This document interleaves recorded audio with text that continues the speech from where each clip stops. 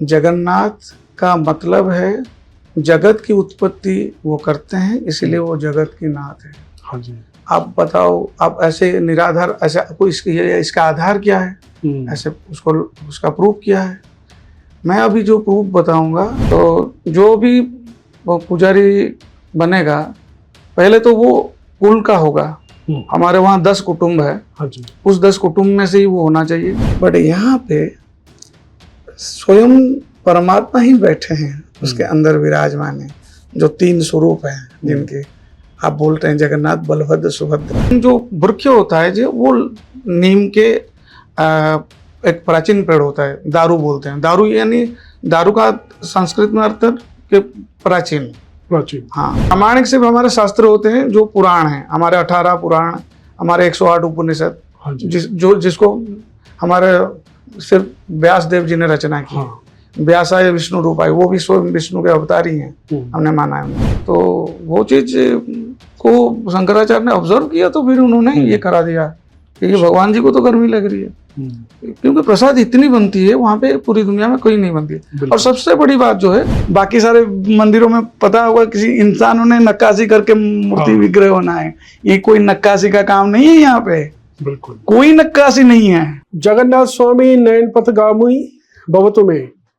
नमस्कार, भारत माता की जय। आज हमारे बीच एक ऐसी वर्सेटाइल पर्सनालिटी है, श्री धाम जगन्नाथपुरी धाम से नरसिंह पूजा पांडा जी। तो जो हमें जो श्री धाम पुरी से स्पेशली आए हैं, और आज श्री कृष्ण जन्माष्टमी वाले दिन हमें आज उनके साथ सानिध्य मिला है श्री जगन्नाथपुरी मंदिर के बारे में बात करने का। नरसिंह पूजा पांडा जी, भारत की बात शो में आपका बहुत बहुत स्वागत है। जय जगन्नाथ। जय जगन्नाथ, जय श्री कृष्ण। जय श्री कृष्ण। तो नरसिंह जी, आपका बहुत बहुत धन्यवाद। आप स्पेशली हमारे रिक्वेस्ट पे आप आए और आज श्री कृष्ण जन्माष्टमी वाले दिन आपका सानिध्य हमें मिला है। तो सबसे पहले हम ये जानना चाहते हैं कि आप भगवान जगन्नाथ जी की सेवा में कब से हैं, मतलब वो क्या चीज आपको इंस्पायर किया भगवान जगन्नाथ जी की, सुभद्रा जी की, बलभद्र जी की सेवा में आए? सबसे पहले तो मैं आपको और आपके सभी दर्शकों को जन्माष्टमी की बहुत बहुत बधाई और भगवान जगन्नाथ जी का आशीर्वाद दे रहा हूँ। और सेवा हम लोग जो आप पूछ रहे हैं, मेरी सेवा मैं 2012 में, शायद 2012 की अक्षय तृतीया के एक दिन पहले मेरा वहाँ पे जो हमारा अभिषेक, उसको साड़ी बंधा बोलते हैं, और तब से मैं सेवा में हूँ। मतलब 2012 से मैं 13 साल के आसपास हो गए, 13 साल से ऊपर हो गया। तो आपका परिवार भी सेवा में रहा होगा पहले से? हमारी जो सेवा होती है एक्चुअली वंशानुक्रमिक होता है, डायनेस्टिकली पहला। दूसरी होता है आपकी योग्यता, मतलब यू हैव टू क्वालिफाई। अच्छा। हमारा जो षोडशोपचार पूजा विधि रहती है भगवान जगन्नाथ मंदिर की, स्वतंत्र है। वैसे षोडशोपचार विधि जो है वैदिक में वो एक ही तरह के है, जो उनकी जो क्रोनोलॉजी है, आसन शुद्धि वगैरह एक एक करके सब एक ही तरह के, बट हमारा थोड़ा उनसे डिफरेंट है, थोड़ा लार्ज स्केल में है। अच्छा। हाँ, तो वो उसका बारे में आपको समझ में नहीं आएगा, लेकिन जो कर्मकांड, मतलब वैदिक ब्राह्मण लोग होते हैं ना, हाँ, तो वो प्रक्रिया एक होता है षोडशोपचार पूजा विधि। तो उसमें आपको पूरा आपको कंप्लीट करके आपको एकदम उसको याद करना है। फिर जब आप खुद आपको लगे कि हाँ, मैं I am confidently I can give the exams, then you apply to, हमारा कमिटी है वहाँ पे, आप वहाँ पे दरखास्त देते हैं। फिर वहाँ पे वो लोग एक दिन धार्य करते हैं, वहाँ पे वो हमारे जो कमिटी वहाँ पे एग्जाम लेती है। बट पहले ये कुछ सालों से चल रहा है, लेकिन स्टार्टिंग में खुद शंकराचार्य, जहाँ पे पुरी के जो शंकराचार्य रहते थे उस पीठ पे, वही चुनाव करते थे कौन पुजारी बनेगा जगन्नाथ मंदिर का। अच्छा। क्योंकि आप इतिहास में जाएंगे, जगन्नाथ मंदिर में भी बार बार उथल पुथल हुआ था उस टाइम पे। जब शंकराचार्य आए पहले 8वीं सदी में, उस वक्त जगन्नाथ का कल्चर जो है वो एकदम बंद हो गया था। अच्छा। और जगन्नाथ जी का रथ यात्रा वगैरह 100 साल से ऊपर बंद था। हाँ, तो उन्होंने फिर से जगन्नाथ जी मंदिर बनाया, मंदिर मतलब उस समय जजाति केसरी वंश के राजा थे, उन्होंने फिर उन और शंकराचार्य ने मिलके फिर से जगन्नाथ कल्चर को रिफॉर्म किया जी। और उन्होंने फिर से ये पूजा पद्धति वगैरह उन्होंने फिर से इसको रिफॉर्म किया। और सबसे बड़ी बात बहुत से लोगों को भी पता नहीं होता है कि उस समय नेपाल के जो राजा है, नेपाल नरेश, उन्होंने सबसे बड़ा योगदान दिया था जगन्नाथ मंदिर का उसको रीएस्टैब्लिशमेंट में उस टाइम पे। तो इसीलिए बहुत से लोगों को पता नहीं है कि जो पुरी के राजा है ना, वो तो भगवान जगन्नाथ जी के पास जो सेवा करते हैं वो पहले उनके प्रथम सेवक माना जाता है। बट वो सेवा करते हैं, आपने देखा होगा रथ पे वो झाड़ू लगाते हैं। हाँ, छेरा पहरा उसको बोलते हैं हमारे पारंपरिक भाषा में, लेकिन जनरली जो लोग देखते हैं वो झाड़ू लगाते हैं। हाँ। तो जो राजा होता है ना, वो वहां पे झाड़ू लगाता है। हाँ जी। ये जगन्नाथ कल्चर की देखो कितनी इंपॉर्टेंस है। जो राजा रहेगा ना, उसको वो घमंड ना रहे कि मैं राजा हूँ। बिल्कुल। इसलिए वो उसको ये जो संस्कार ये कहीं और नहीं है। मतलब वहां पे कि राजा अपने भाव में नहीं रहे, वो भगवान जगन्नाथ जी के सेवक बन के रहे। जी जी। और लेकिन नेपाल के जो राजा है, हाँ जी, उनकी राइट से वो सिंहासन पर चढ़ के भगवान जगन्नाथ की आरती करते हैं। अच्छा। हाँ, नेपाल की राजा की इनकी राइट है कि वो जाके जगन्नाथ मंदिर पे सिंहासन पे चढ़ के आरती कर सकते हैं। हाँ जी। लेकिन पुरी के राजा नहीं करते हैं, वो झाड़ू का काम कर रहे हैं। अच्छा, शंकराचार्य ने जब फिर वहीं से उन्होंने ये षोडशोपचार पूजा विधि व्यवस्था वगैरह उन्होंने ही शायद उन्हीं से ही शुरू हुआ है। उससे पहले का कोई इन्फॉर्मेशन ऐसा आपको पुख्ता इन्फॉर्मेशन नहीं मिलेगा उससे पहले कैसे पूजा कर रहे थे, क्या रिचुअल्स था। बट ये जो जगन्नाथ जी का भी चल रहा है, तो शंकराचार्य कर रहे थे। लेकिन बीच में कुछ अभी भारत की आज़ादी के बाद ही जब उड़ीसा सरकार ने मंदिर जब उड़ीसा सरकार को हस्तांतरित हुआ, उस टाइम पे शंकराचार्य पद खाली था, मठ खाली था। उस टाइम पे कुछ दिन के खाली था। तो उस टाइम पे जो गैप रहा, उस टाइम पे फिर हमारी कमेटी ने फिर जो पुजारी उनका चुनाव करना, कमेटी जो पुराने हमारे बुजुर्ग लोग होते हैं, फिर उन्होंने एग्जाम लिया। अच्छा। लेकिन ये एग्जाम कोई इसमें सवाल ना उठा ले के ये कोई पार्शियलिटी, तो ये एकदम ट्रांसपेरेंटली पब्लिकली होती है। तो जो भी पुजारी बनेगा पहले तो वो कुल का होगा। हमारे वहाँ 10 कुटुंब है। हाँ जी। उस 10 कुटुंब में से ही वो होना चाहिए।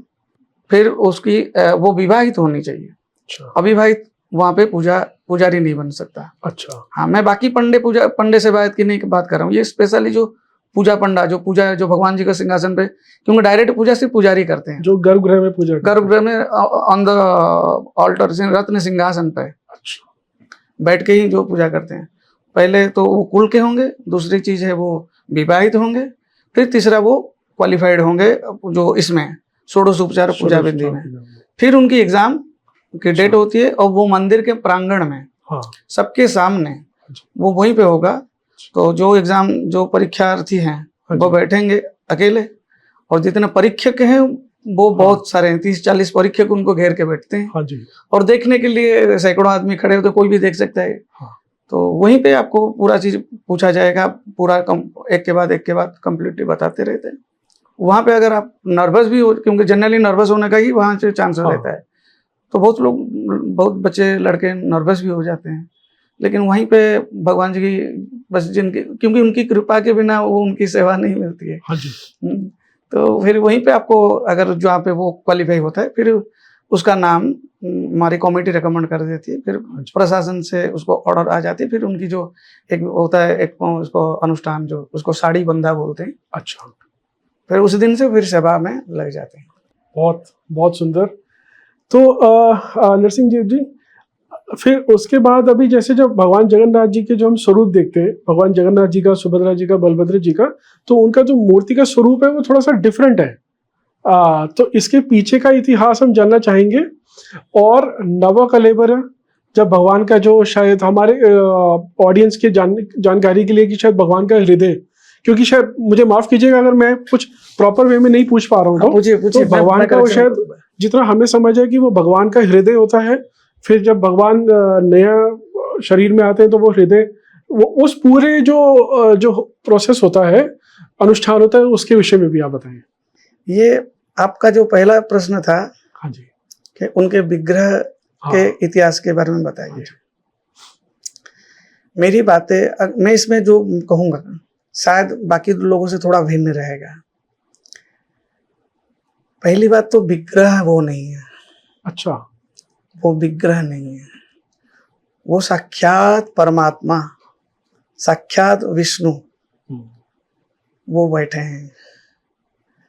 अब बाकी जितने मंदिर हैं हाँ जी, आप वहाँ विग्रह कह सकते हैं। बाकी जितने हमारे प्राचीन मंदिर हैं वहाँ पे विग्रह की प्राण प्रतिष्ठा होती है। हम विग्रह के माध्यम से परमात्मा को जोड़ते हैं। हाँ जी, क्योंकि हम साधारण इंसान के पास उतनी क्योंकि वो साधारण इंसान वो उतना आध्यात्मिक नहीं है कि वो डायरेक्ट हाँ परमात्मा से संवाद कर सके। हाँ जी, इसीलिए हमारे पूर्वजों ने मंदिर और विग्रह का व्यवस्था बनाया ताकि हम एक विग्रह के माध्यम से परमात्मा को छुएं। बट यहाँ पे स्वयं परमात्मा ही बैठे हैं, उसके अंदर विराजमान है, जो तीन स्वरूप हैं जिनके आप बोलते हैं जगन्नाथ, बलभद्र, सुभद्रा। हाँ जी,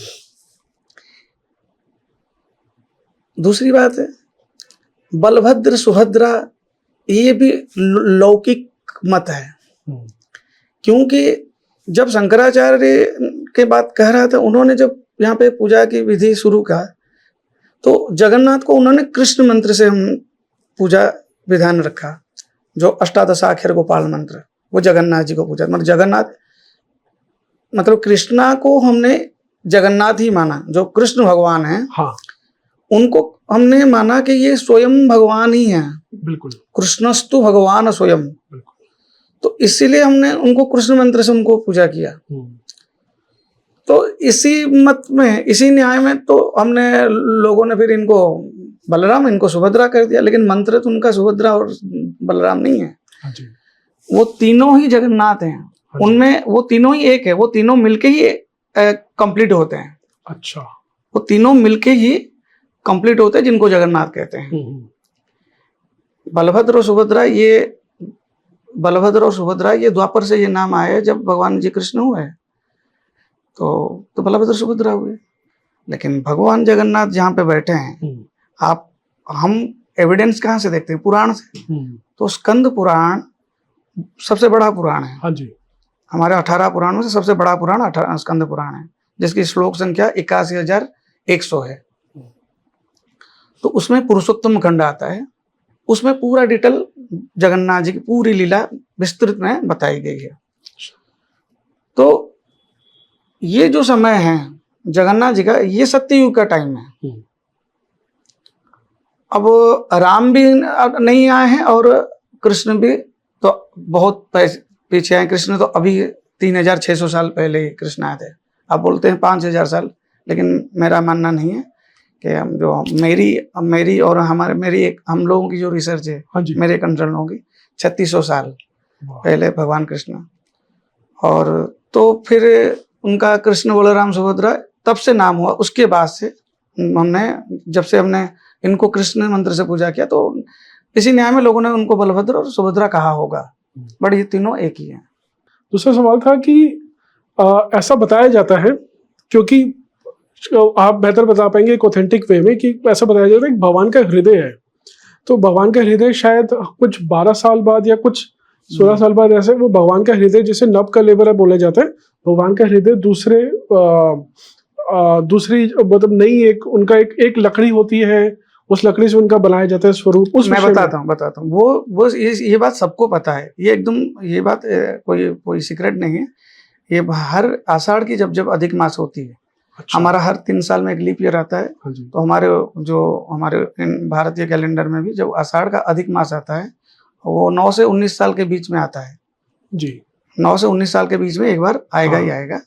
उस वक्त भगवान जी का जो विग्रह है, वो मूल विग्रह जो बैठे हैं वो चेंज हो जाती है, और उनके अंदर जो हैं, हाँ जी, जिनको हम बोलते हैं ब्रह्म, परम ब्रह्म, परब्रह्म। ये लोकाचार मत है, लेकिन उसको वास्तव में किसी वो सीक्रेट है, किसी ने देखा नहीं है उन चीज को, लेकिन जो लोग करते हैं उसको, उस प्रोसेस को, बस वही लोग चेंज करते हैं। वह सबको इस चीज को ज्ञान भी नहीं है, बाकी वो लोग भी ये बता भी नहीं पाएंगे क्या देखते हैं क्या, हाँ लेकिन जी, उनके अंदर जो चीज है वो ट्रांसफर होती है। अमावस्या के दिन रात, अमावस्या की रात को ये कार्यक्रम होता है। और लेकिन ये बहुत बड़ा इवेंट होता है उस टाइम का। ये वैसे आप पूछ लिए, मैंने ऐसे बता दिया। ये पूरे उस टाइम में पूरा उड़ीसा सरकार की, पूरा प्रशासन की पूरी सिस्टम इसमें लग जाती है। इसका पूरा चुनाव प्रक्रिया होता है, वहाँ कहाँ से ये लकड़ी कहाँ से आएगी, उसकी चुनाव की प्रक्रिया होती है। हाँ हाँ, वो बहुत ही मतलब बहुत ही व्यापक, बहुत ही एकदम थोड़ा सस्पेंस वाली चीज भी हाँ होती जी। है उसमें कुछ चीजें। तो वो जाते हैं वहाँ से, कोणार्क मंदिर से आगे एक मंगला माता का मंदिर है, काकटपुर। अच्छा, पहले वहाँ जाते हैं ये लोग, वहाँ पे माता के शरण में रहते हैं, फिर वहीं से उनको कहते हैं कि माता के वहाँ से आज्ञा लेके वो माता उनको डायरेक्शन देती है किस दिशा में वृक्ष मिलेगा। जो वो, लेकिन जो वृक्ष होता है जो वो नीम के एक प्राचीन पेड़ होता है, दारू बोलते हैं। दारू यानी दारू का संस्कृत में अर्थ है कि प्राचीन। प्राचीन। हाँ, तो नीम की दारू मिलेगी, तो फिर उसको आइडेंटिफाई करके इसमें निशानी कहते हैं मिलता है, वो शंख चक्र का मतलब आकृति जैसे बने होते हैं।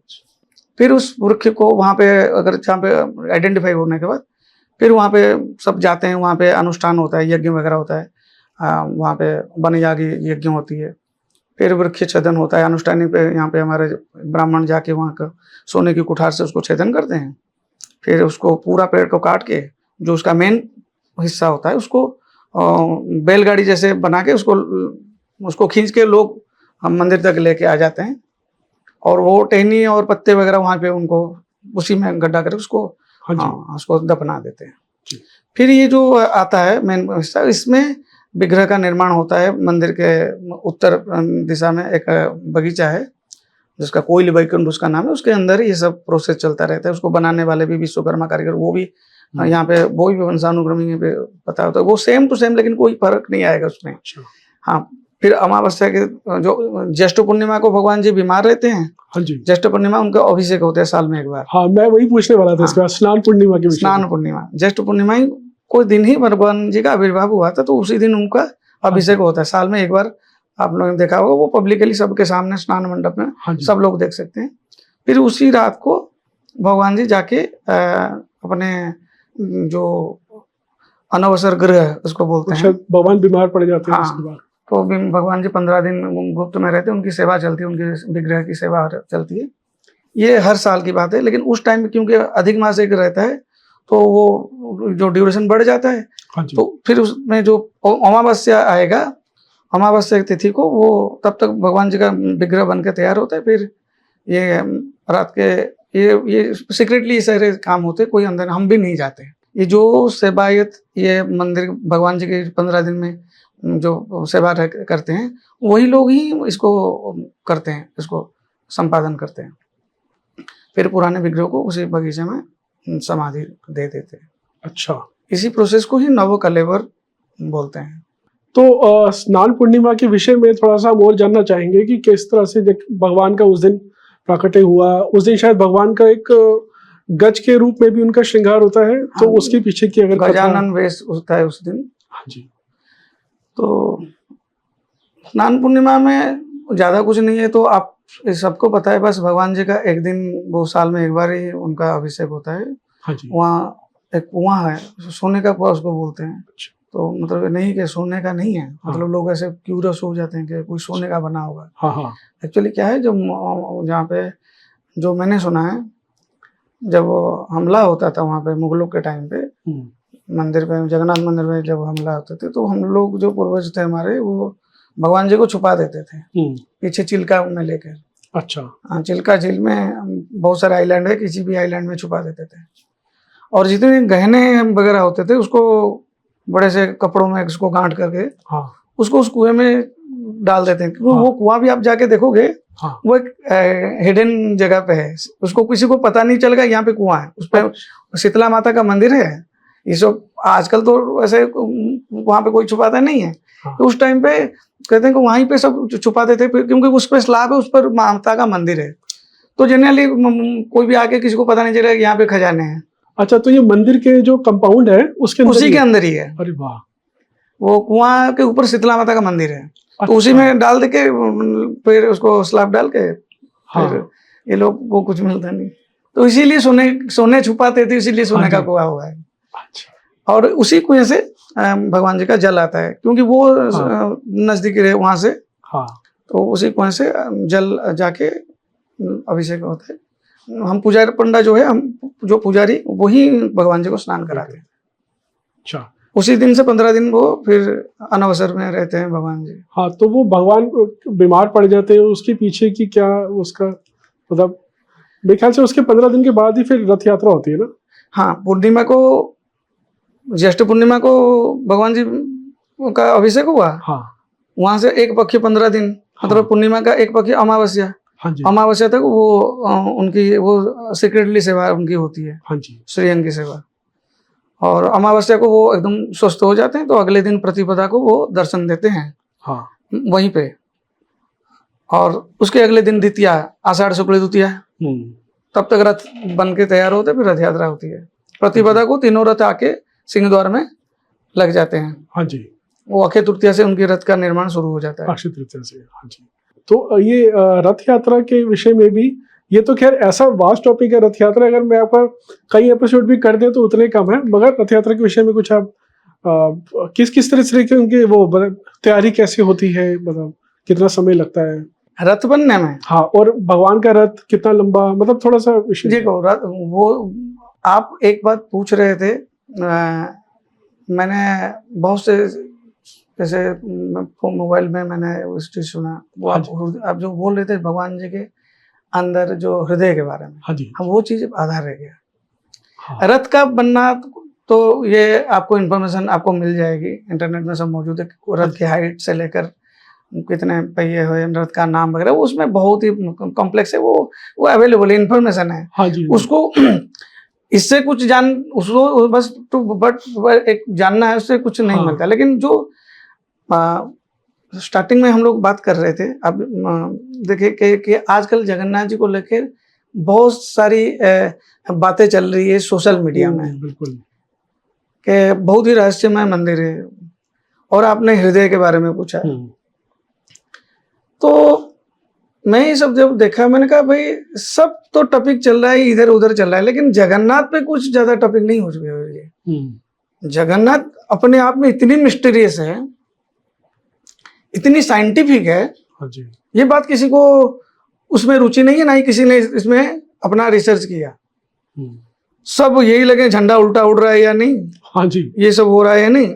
आपने पूछा हृदय है, एक्चुअली वो हृदय नहीं है, वो उनको ब्रह्म बोलते हैं। लेकिन बहुत से लोग पूछते हैं कि कृष्ण के हृदय है वहां, उसमें कृष्ण के हृदय है। क्या आपके भी मन में ऐसा सवाल था कि कृष्ण के हृदय उसमें है? मेरी तो बहुत ही सीमित ज्ञान है इस विषय में, तो इस वजह से क्योंकि मुझे बहुत सारे लोगों ने पूछा है, पूछने के कृष्ण के हृदय में, ऐसे जैसे हम लोग मतलब कुछ जगह में ऐसे पूछते हैं कि भाई हाँ ना भी कुछ नहीं बोल सकते। हाँ जी। तो जो सच्चाई है ना, एक्चुअली कृष्ण भगवान जी बहुत बाद में है, जगन्नाथ जी के बहुत बाद में कृष्ण हुए। तो इस लिहाज से कृष्ण के हृदय वहाँ पे, भगवान कृष्ण के हृदय वहाँ पे नहीं है। भगवान जी कृष्ण का लीला भागवत में पूरा वर्णन है जी, जो उनका जो लास्ट टाइम में कि सब कुछ उन्होंने अपने लीला के बाद प्रभास तीर्थ जो है आपके गुजरात में एक प्रभास क्षेत्र है, प्रभास तीर्थ में उन्होंने भगवान जी के सर में एक पाँव पैर में एक तीर लगा, फिर भगवान जी के अपने धाम चले गए और फिर पांडवों ने उनका संस्कार कर दिया। बस वो बात वहीं पे खत्म होती है। हाँ जी। उसके बाद पांडव जो है हिमालय चले जाते हैं। हाँ। किसने इसको एक कवि ने एक काव्य में एक ऐसा अपने कवि की कल्पना होती है, कवि की कल्पना होगी, वो प्रामाणिक नहीं होती है। प्रामाणिक सिर्फ हमारे शास्त्र होते हैं, जो पुराण हैं, हमारे 18 पुराण, हमारे 108 उपनिषद, जिसको हमारे सिर्फ व्यास देव जी ने रचना की। व्यासाय विष्णु रूपाय, वो भी स्वयं विष्णु के अवतार ही हैं, हमने माना है उनको। तो उसको अनुसार देखा जाए तो वैसे ऐसा कुछ लिंग नहीं है। भगवान जी का, जगन्नाथ जी का वहाँ पे प्रकट बहुत पहले हुआ था। और ये जो नव कलेवर आपने पूछा, हाँ जी। नव कलेवर के बारे में भी वर्णन नहीं है स्कंद पुराण में। अच्छा। ये आपातत ये बीच में ये जब शंकराचार्य आके इसको रिफॉर्म किए, मैं भी शायद उसी टाइम से ये नव कलेवर का प्रोसेस शुरू हुआ है। 1400 साल या मतलब 8वीं सदी में आए थे शंकराचार्य, और ये हो गया अभी हम लोग 21वीं सदी, 1300 साल के आसपास। हाँ जी। ये शायद प्रथा चली आ रही है। हाँ जी। ये तो स्कंद पुराण में भी नव कलेवर में जिक्र नहीं। पुराण में सिर्फ भगवान जी कैसे वहाँ पे प्रकट हुए, वो चीज पे ही वर्णन है। और वहाँ का जो किचन है जहाँ पे महाप्रसाद भगवान के लिए, महाप्रभु के लिए बनाया जाता है, तो उस किचन के विषय की मैं जानने की बहुत इच्छा है कि किस तरीके से वहाँ पे एक के ऊपर एक पात्र रखे जाते हैं। सबसे पहले वो कहते हैं कि सबसे ऊपर वाला जो पात्र है वह वहाँ पे पकता है, मतलब उस विषय में थोड़ा सा और बताएं। देखिए, ये सब बातें उसमें ज्यादातर अफवाहें हैं। अच्छा।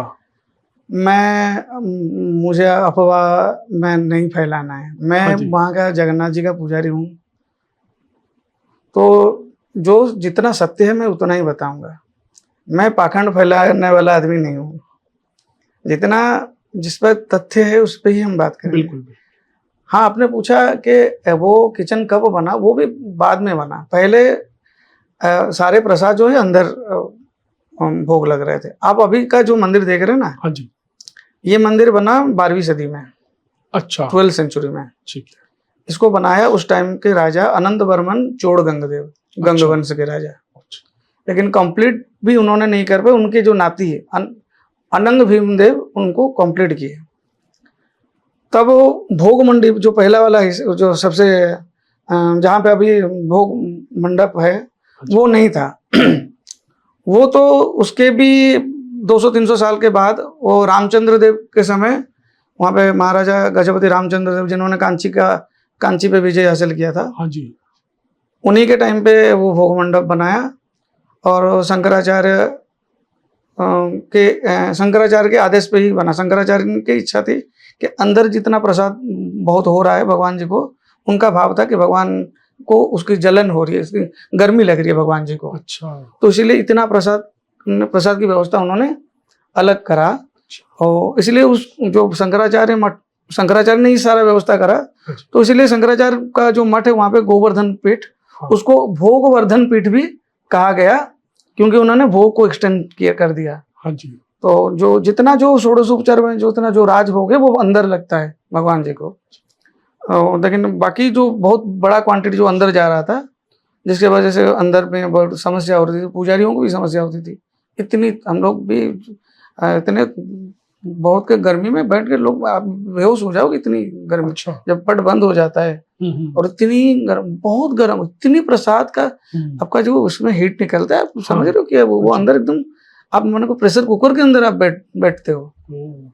तो वो चीज को शंकराचार्य ने ऑब्जर्व किया, तो फिर उन्होंने ये करा दिया कि ये भगवान जी को तो गर्मी लग रही है, क्योंकि प्रसाद इतनी बनती है वहां पे, पूरी दुनिया में कोई नहीं बनती है। और सबसे बड़ी बात जो है, सारे प्रसाद का हर एक कण वो भगवान के सामने जाता है, भोग लग के फिर वो आनंद बाजार में जाता है। हाँ जी, बिल्कुल।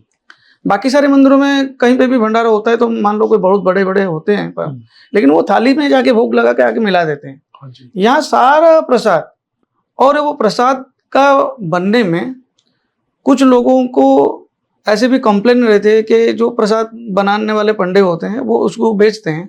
अच्छा। तो बोलते हैं ये बहुत पैसा में बेचते हैं, ये बहुत ही उनका व्यवहार बहुत ये है।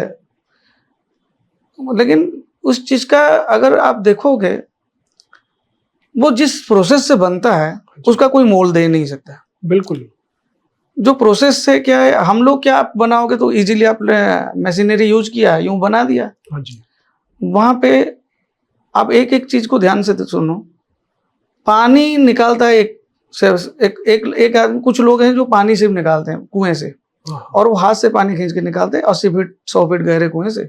ओह, हाथ से, कोई पुली भी नहीं लगाए, ना ही मटर तो नहीं लगाए, हाँ हाँ, वो हाथ से पानी से, उनका काम है सिर्फ पानी को निकालना। ठीक है, अच्छा, कुछ लोग होते हैं वो उस पानी को बड़े बड़े हांडी में हाँ, उसको भर के, उसको उठा के हाँ, जाके किचन के अंदर पहुंचाना, वो जो भी कम से कम ये 200-300 मीटर की दूरी पे है, ओह, ठीक है।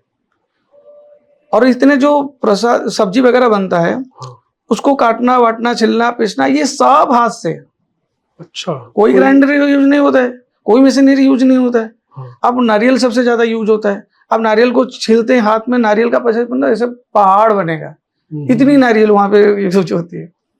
ये काटने वाटने वाले भी, ये सैकड़ों आप जाके देखोगे सब काट लगे हुए हैं सुबह, हाँ जी, ये लेबर बनते हैं। फिर इसको फिर हांडी में उसको भर के अंदर से कुकिंग, मतलब बस चूल्हे पे जाके रख देते हैं। हाँ जी, और जो कुकिंग करते हैं वो पंडे, जो उनको सुवार बोलते हैं, अच्छा, सुपकार, तो वो इतनी जो वहां पे जो लकड़ी के चूल्हे में बनाते हैं, हाँ, कोई गैस नहीं है, कोई रोशनी नहीं है, वही आग के में रोशनी में बनाते हैं। तो देखोगे चूल्हे में भी बनाते हैं, चूल्हे से निकाल के अंगार के ऊपर भी बिठाते हैं, उसमें भी बन जाता है। 50% अगर चूल्हा में बनता है तो 50% अंगार के अंदर ऊपर भी बिठा के बना लेते हैं। अब वो बनने के बाद उसको फिर कंधे में लाद के ये कम से कम आधा किलोमीटर तक चलते हैं, क्योंकि वो जो किचन बना है हाँ, वो, और वहां से वो गर्भगृह का डिस्टेंस हाँ, लगभग 400-500 मीटर होगा। ओह, उसको कंधे में लादते लादते लादते वहां तक लेके जाते हैं।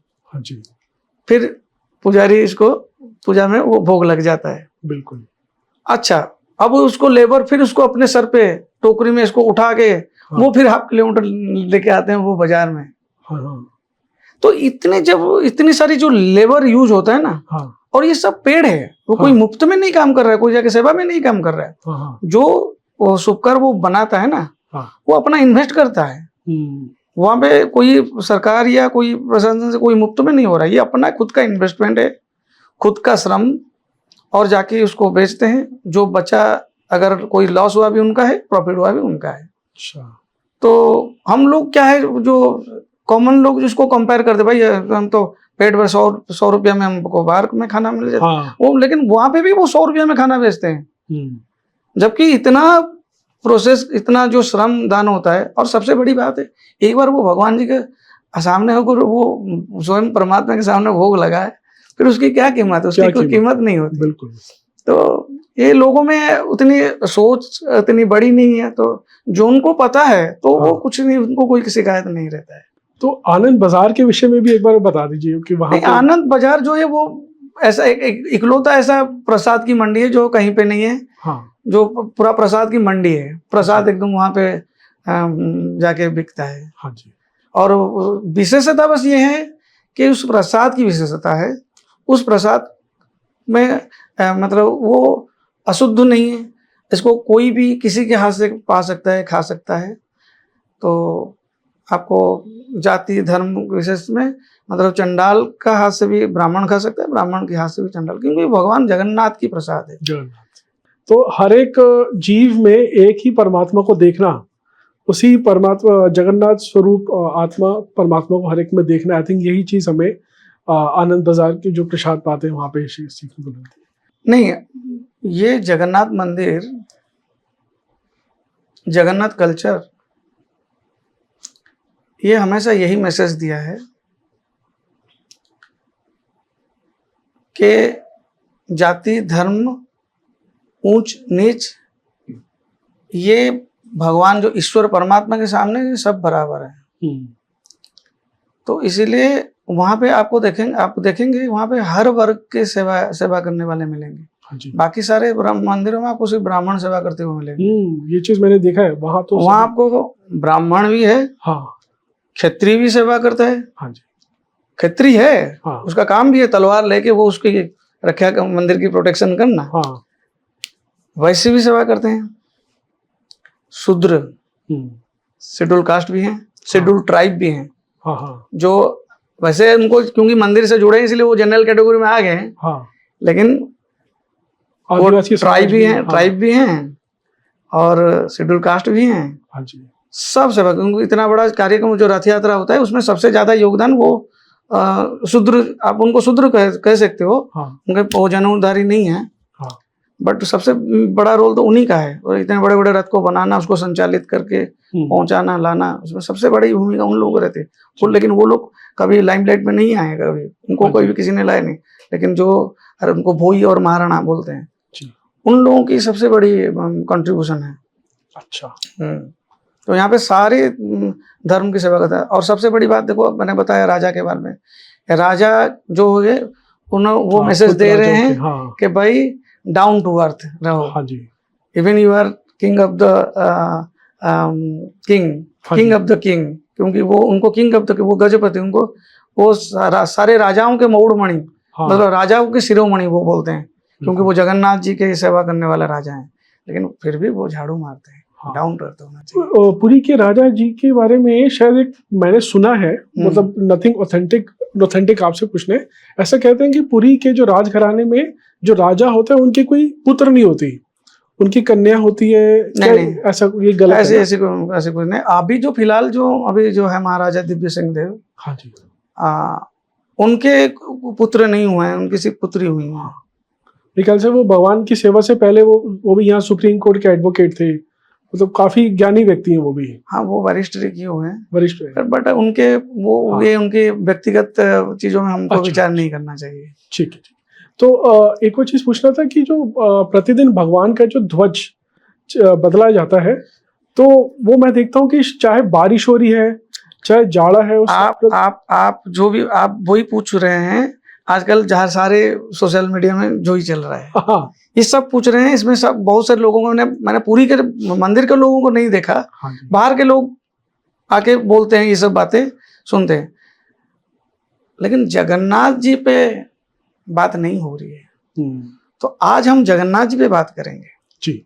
मैं आपको कह रहा था कि जगन्नाथ, आपने स्टार्टिंग का क्वेश्चन मेरे को, आपका स्टार्टिंग वाला क्वेश्चन ना मेरे को आंदोलित कर दिया, मेरे हृदय को, लेकिन हम उस टॉपिक से डाइवर्ट हो गए। हाँ, आपने स्टार्टिंग में पूछा, वो बड़ा विचित्र है ये विग्रह, इसके बारे में थोड़ा बताइए। वो आप सवाल थोड़ा याद करिए, आप मेरे को दोहराइए। हाँ, वो जो आपने कहा था कि वो विग्रह नहीं है, वो साक्षात महाप्रभु है। हाँ, तो लेकिन आपका सवाल था वो विग्रह के बारे में बताइए। मैंने कहा विग्रह को खंडन किया, आप तो विग्रह मत कहिए, लेकिन उसके बाद आपने क्या सवाल था? तो हाँ, महाप्रभु का जो स्वरूप है वो थोड़ा सा अलग ही है, अलग है, क्योंकि महाप्रभु की बड़ी बड़ी आंखें हैं, हाथ नहीं है, और अलग ही स्वरूप है, मतलब ऐसा स्वरूप पूरे विश्व में आपको एग्जैक्टली सवाल आपने ये पूछा आज, जो कि आज किसी ने ऐसा सवाल नहीं पूछा। हाँ बिल्कुल, मेरी तो इच्छा ये भी थी कि क्योंकि आजकल हमारे सनातन को मतलब डिफेम करना, मतलब हमारे सनातन को बदनाम करने की भी एक साजिश चल रही है, तो उस मौके में भी आप हमें एक ऑथेंटिक नॉलेज देके वो उस साजिश को आप खत्म करने के लिए।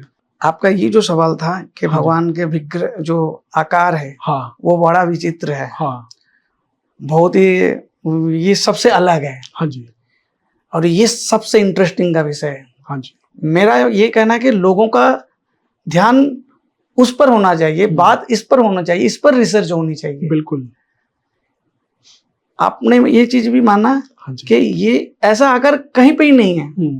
आप पूरी दुनिया में जितने मंदिर है, ऐसा हमने जितने भी विग्रह बनाए हैं, जितने हर मंदिर में हमने भगवान जी को बिठाया है, हमने इनको एक आकार दिया है इंसानों का। बिल्कुल, हमने अयोध्या में अभी राम मंदिर बना, जो राम जी के जो विग्रह बैठे हैं, जो राम जी हैं, कितना सुंदर है। बिल्कुल, लेकिन बनाया किसने? साउथ के किसी एक मूर्तिकार ने बनाया उनको। उनको वो सोशल मीडिया भी सब उनको देखा, बहुत ही फेमस हुए।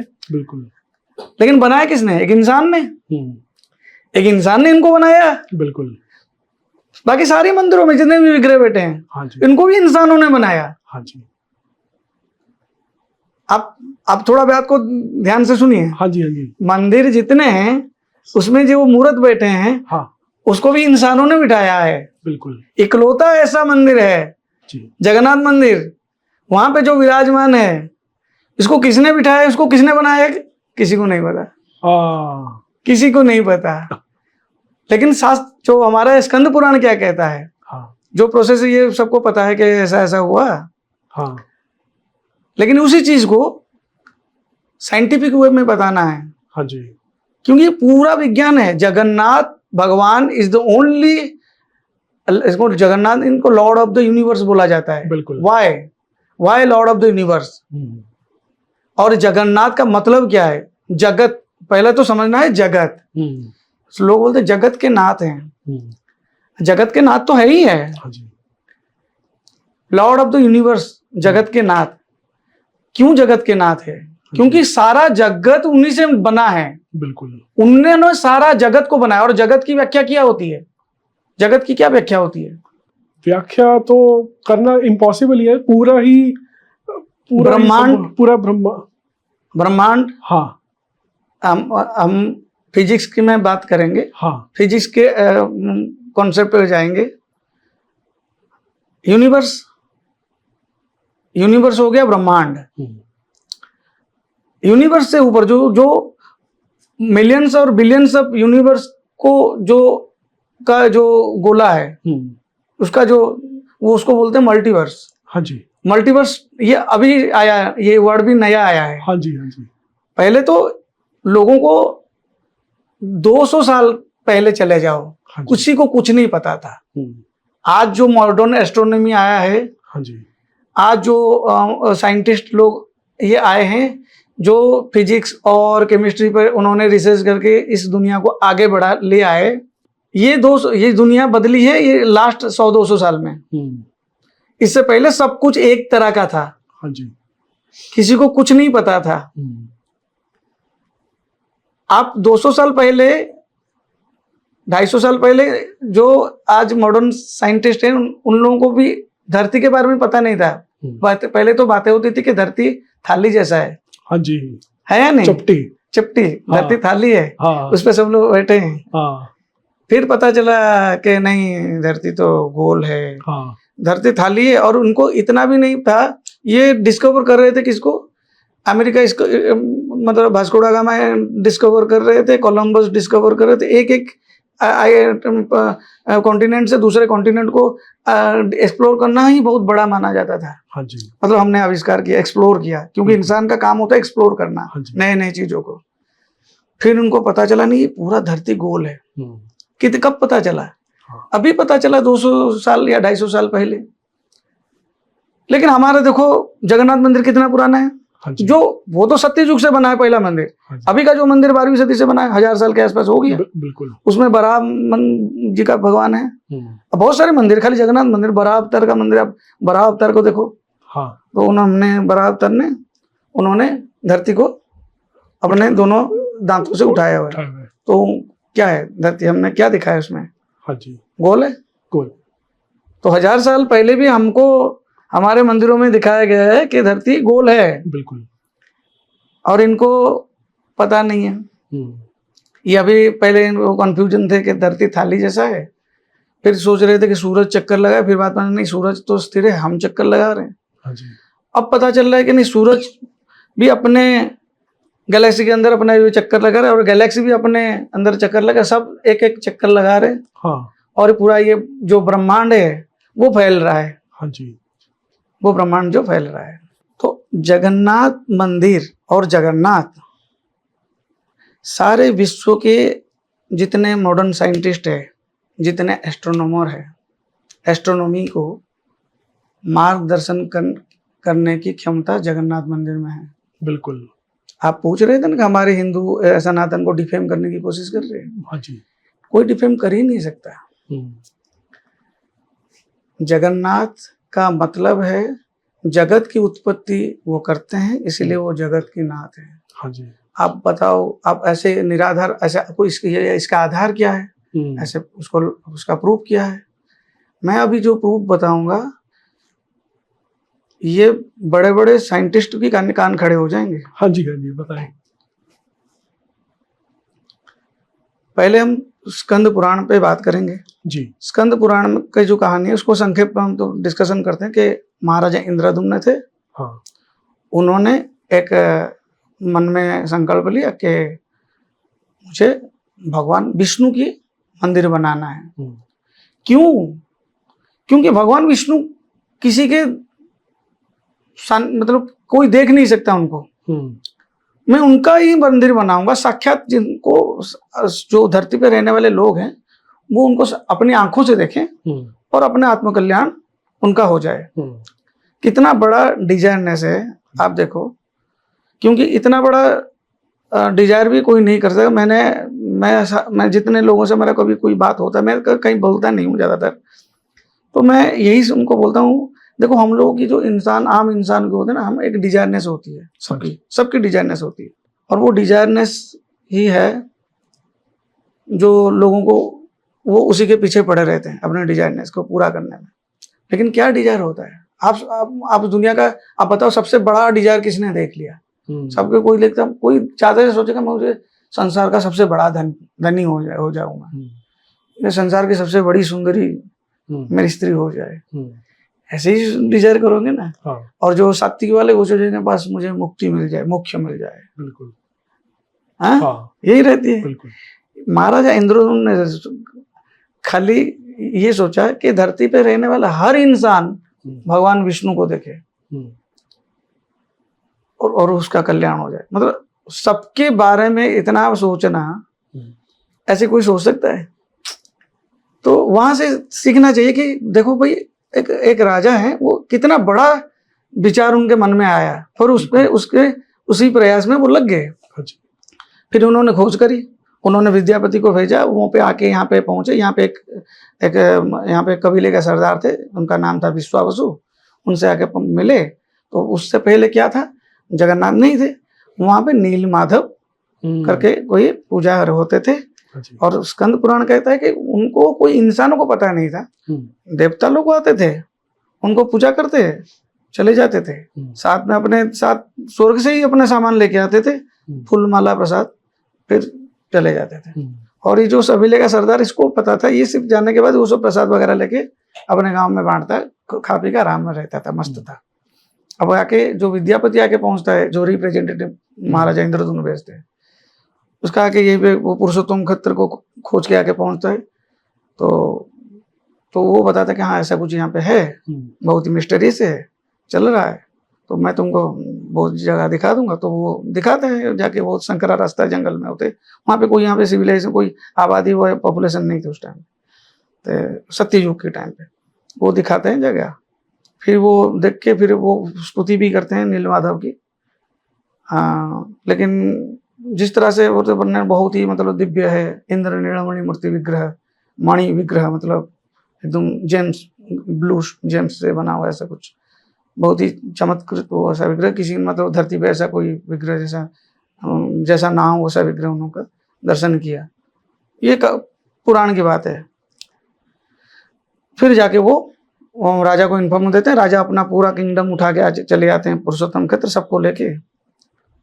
बट ब्रह्मा कहते हैं कि जिस दिन कोई इंसान इनकी खोज हो जाएगी वो गायब हो जाएंगे, और इसीलिए वो जैसे वो देख के चले गए, फिर एक बड़ा सा साइक्लोन आया, बवंडर आया, फिर नीलमाधव अंदर चले गए, गायब मतलब वो अंदर चले गए। फिर तो राजा पहुंचते हैं तो उनको पता चला कि जब वो नहीं रहे, फिर वो अपने प्राण देने चले जाते हैं सुसाइड में। और ब्रह्मा कहते नारद जी को कि ये तुम ऐसा वक्त आएगा, तुम जाना, तुम्हारे ये आपका काम है कि मैं इसको मदद करना है। तो नारद जी पहुंचते हैं, उनको रोकते हैं महाराजा इंद्रद्युम्न को कि आप मत करो, क्यों कर रहे हो? तो उन्होंने अपना वृत्तांत बताते हैं कि मेरा तो लाइफ का एम था, ये होगी बात। अब चीज़ों को हम वास्तविक क्या है जो मैं आपको बताता हूँ। नारद जी ने उनको रोका कि भगवान विष्णु का जो, नारद जी ने क्या कहा उनको कि आप यज्ञ करो, भगवान अपने संतुष्ट होंगे यज्ञ में, तो वो फिर से प्रकटित होंगे। ये है कहानी। फिर वो उन्होंने यज्ञ किया, और अंतिम जो पूर्णाहुति के दिन उनको रात में उनको सपना देखा कि भगवान विष्णु का, उन्होंने वही देख रहे हैं अपने इमेजिन में, जैसे इमेजिन में विष्णु होता है। विष्णु को एक्चुअली कैसे हैं वो तो किसी को पता नहीं था, वो देख रहे हैं विष्णु इमेजिनरी में, विष्णु का एक ज्योति निकल के जाके एक वृक्ष में गिर गया, वृक्ष में चला गया। फिर उन्होंने नारद जी को बताते हैं कि मैंने ऐसा सपना था। नारद जी बोले हाँ बहुत ये शुभ संकेत है, आप पूर्णाहुति का प्रारंभ करिए। पूर्णाहुति के टाइम पे संध्या के वक्त सूरज जब अस्त हो रहा था, उस समय समुद्र में बड़ी सी तेज रोशनी आ रही थी। फिर जब जाके जब देखा कि बड़ा लकड़ी एक जिसकी 4 शाखाएं, एक लकड़ी जिसकी 4 शाखाएं, वो समंदर में तैर रही है, समंदर में बह के आ रही है, जिससे इतनी ज्योति लाइट्स निकल रही है। फिर उसको वो उसकी आरती वगैरह करके उसको लेके यज्ञ जहाँ पे हो रहा था वहीं पे रखते हैं मंडप में। उस नारद कहते हैं इसी में से भगवान का जो है प्रकट होंगे, उनकी विग्रह बनेगी, जो बोलते हैं विग्रह। मैंने कहा कि नहीं, विग्रह नहीं है। तो संसार के जितने बड़े बड़े कारीगर विश्वकर्मा थे उस सबको बुलाया गया, तो किसी ने वहां पे औजार नहीं लगा पाया। फिर एक वृद्ध आए एंड में, वो कहे मेरे को चांस दो। तो ये कहते चलो इनको भी चांस देते हैं। तो वो कंडीशन करते हैं 15 दिन के अंदर मैं बनाऊंगा, और कोई दरवाजा बंद रहेगा, कोई खोलेगा नहीं। 15 दिन के बाद फिर खोला जाता है। तो ये तीनों, ये भगवान जगन्नाथ जी ऐसे ही जो हम दर्शन जिनके कर रहे हैं ऐसे ही वो बैठे हैं, और वो वृद्ध नहीं है, वो गायब हो गए या इसके अंदर चले गए, जो भी हुआ। ये हुआ कहानी। लेकिन आप बोलो कि इसमें विज्ञान क्या है? हाँ जी, इसमें विज्ञान क्या है? आपने पूछा ये इसका आकार ऐसा क्यों है? हाँ जी। लोग कहते हैं कि ये लोग उसमें कहानी को और फैब्रिकेट करते हैं बाद में, कुछ कथावाचक या कुछ लोग उसको फैब्रिकेट करते हैं कि 21 दिन था तो उन्होंने 21 दिन बोला था। फिर एक गुंडीचा रानी की कैरेक्टर आ जाती है जो कि उसमें स्कंद पुराण में ये सब नहीं है। अच्छा, बहुत सारी चीजें आप कहानी सुनोगे कथाओं में, उसमें बहुत सी चीजें ऐड होती है। तो बोलते 21 दिन का था, रोज रानी आके सुनती थी, खट खट खट खट की आवाज आती थी। 15 दिन के बाद 15 दिन में उन्होंने तो उनको कुछ आवाज नहीं सुनाई दिया। उनको लगा कि आप वृद्ध था, कि कुछ हो गया, क्या हो गया। तो उन्होंने उत्साहित होकर उन्होंने संकोच मतलब थोड़ा संकोच में खोल दिया। तो इसलिए भगवान जी ऐसे रह गए, वृद्ध नहीं थे, और वो इसीलिए इनकम्प्लीट रह गए। ये सब कहानी है। आज की जो जनरेशन है ना, लड़के मॉडर्न लोग, आप उनको कहानी से आप वो प्रभावित नहीं होने वाले हैं। जब आप उनको वास्तविक उनके आंखें ना खोल दो, वो इनकम्प्लीट नहीं है। सबसे बड़ी बात, लोग जो बोलते हैं कि अधगड़े विग्रह हैं, अरे अधगड़े नहीं, वो पूर्ण विग्रह है। उनको जानना, उनको जानो, उस पर रिसर्च करो। बिल्कुल। तुम वो झंडा उड़ रहा है उल्टा, उसको क्या रिसर्च कर रहे हो? झंडा सीधा उड़ रहा है, वो अपने आप में चमत्कार है।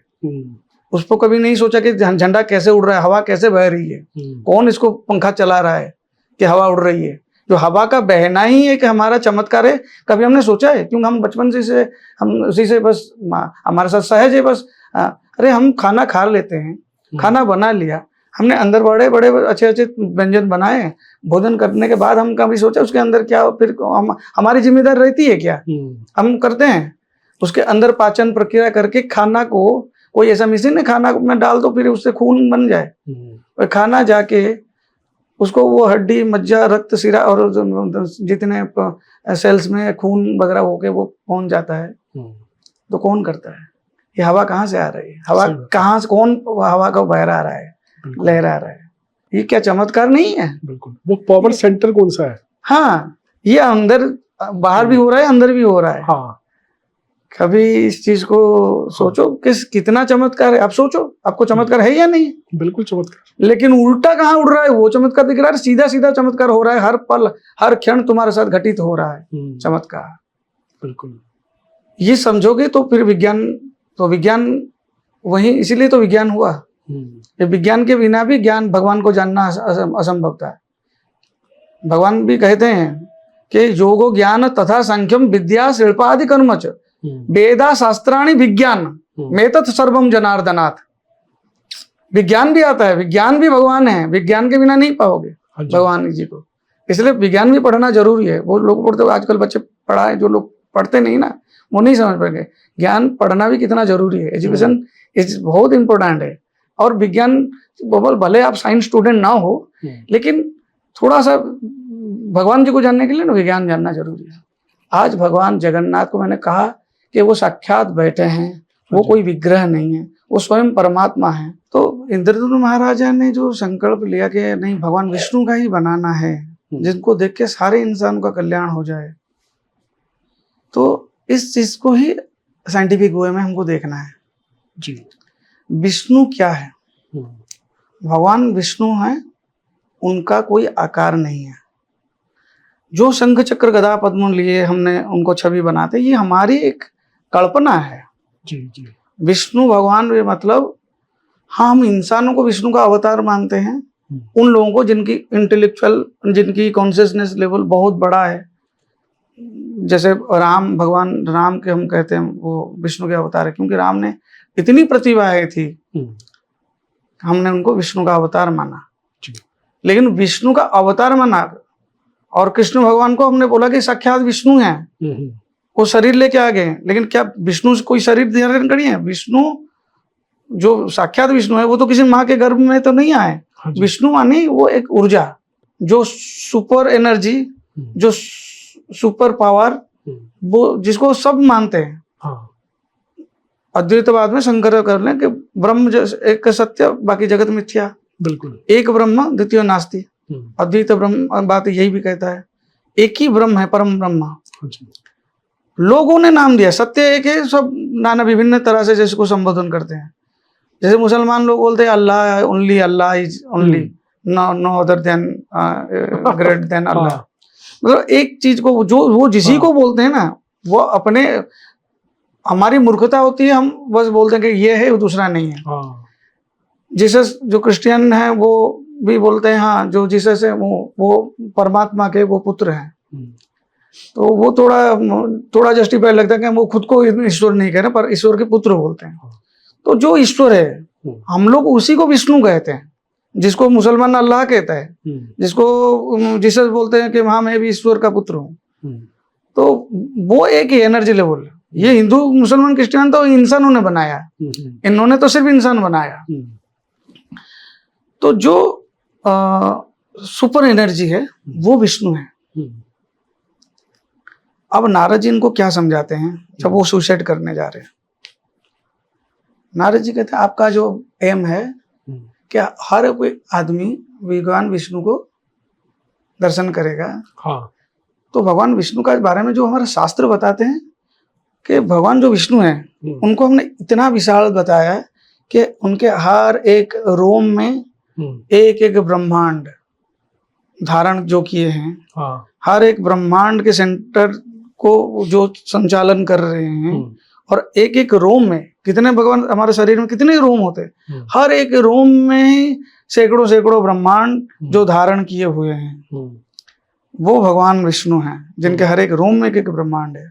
और एक एक ब्रह्मांड में अरबों खरबों गैलेक्सीज, और एक एक गैलेक्सीज में अरबों खरबों ये सूरज, क्या हम सूरज को निगल देने वाले ऐसे सोलर सिस्टम भरे हैं। और उसी में से किसी एक कोई छोटा सा चिन्ह से कोई सोलर सिस्टम में के प्लैनेट है धरती, जिसमें हम निवास करते हैं, है ना।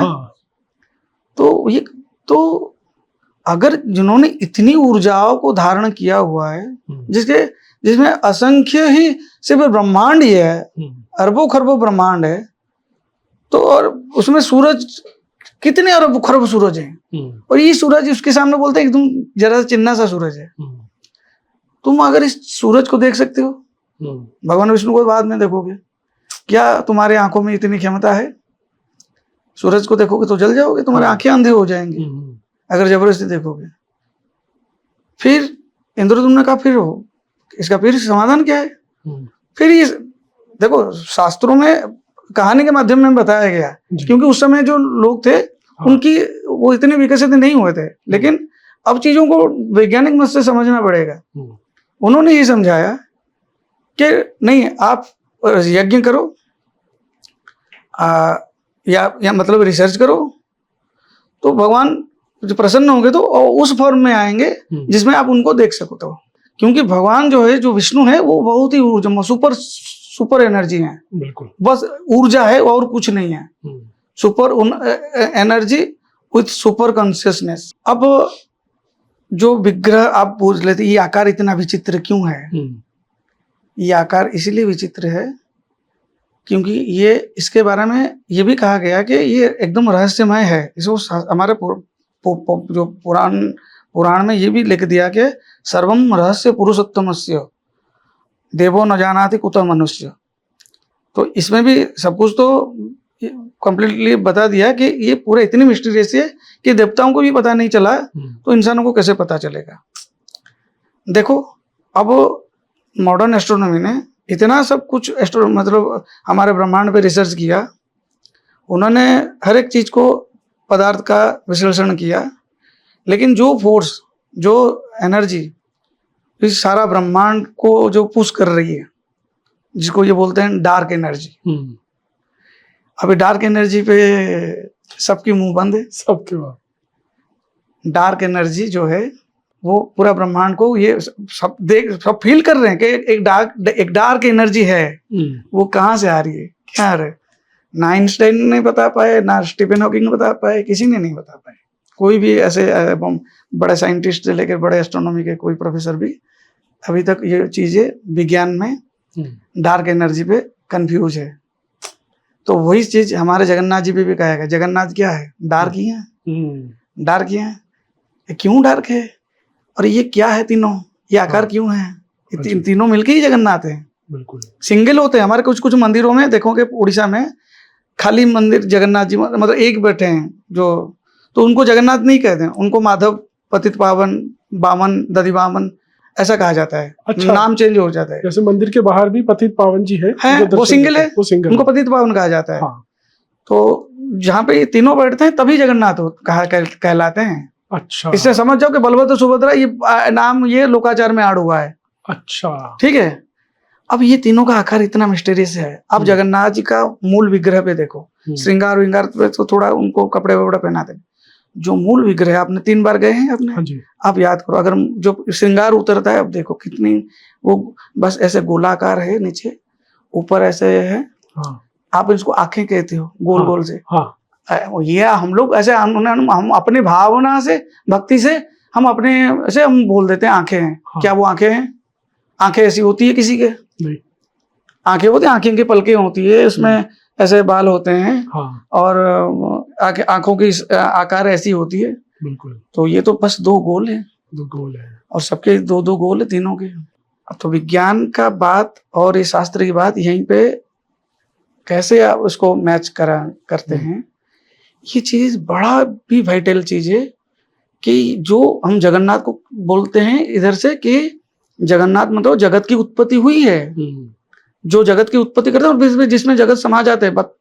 विष्णु सहस्त्र नाम में पितामह भीष्म कहते हैं विष्णुवाच में, जत सर्वाणि भूतानि भवन्त्यादि जुगागमि जस्मिंश्च प्रलयं जानति पुनरेव जुगखे तस्य लोक प्रधानस्य जगन्नाथस्य भूपते। जत सर्वाणि भूतानि भवन्त्यादि जुगागमे, जुगागमे मतलब जुग का आगमन जब होता है, जब टाइम की शुरुआत होती है, स्पेस टाइम पैरेलली बनते हैं, जिसमें सारे मैटर्स बनते हैं, सर्वभूतानि, सारे लिविंग से नॉन लिविंग एलिमेंट जिससे सब उत्पन्न होते हैं, और फिर एंड में जिसमें सब जाके डिस्ट्रॉय हो जाते हैं, वो जगन्नाथ है। ठीक है। तो कैसे, अब साइंस फिजिक्स के फॉर्मूले में हम देखते हैं। ये बात, मेरी बात शायद कुछ लोगों को अटपटा लगे, लेकिन जो मेरा वैज्ञानिक व्यू है, मेरे मास्टर हैं हम लोग उन पे इतनी मतलब आंखें खोल देने वाली बात है। ये सब मैंने कहा ना कि जगन्नाथ पूरी दुनिया की एस्ट्रोनॉमी और साइंटिस्ट को दिशा दिखाने वाली काम करते हैं। आपने बोला सनातन को डिफेम करते हैं, ये क्या डिफाइन करेंगे? ये इनको तो पता नहीं था धरती गोल है। हमारे 1000 साल पहले ही हमको धरती गोल था, पता है, बहुत साल पहले। तो इनको ये आज उनको पता चला कि पदार्थ, सारे ब्रह्मांड के सारे पदार्थों के जो मूल कण हैं, हर पदार्थ के हर एक एटम से बना है। हर एटम जो है 2 पार्टिकल से बनते हैं। दो पार्टिकल से मिनिमम 2 पार्टिकल, 2 से ज्यादा होने से मिलके एक अणु बनती है, जिससे हर पदार्थ के हर जितने आपके हमने सामने ये जितने सारे पदार्थ के कण में एक एटम रहते हैं। वो 3 तत्व हैं, 3 एलिमेंट्स है, प्रोटॉन, इलेक्ट्रॉन और न्यूट्रॉन। और ऐसा नहीं कि एक 2 चाहिए मिनिमम। जो ब्रह्मांड हमारा है ना, सबसे ज्यादा इसमें है हाइड्रोजन और हीलियम।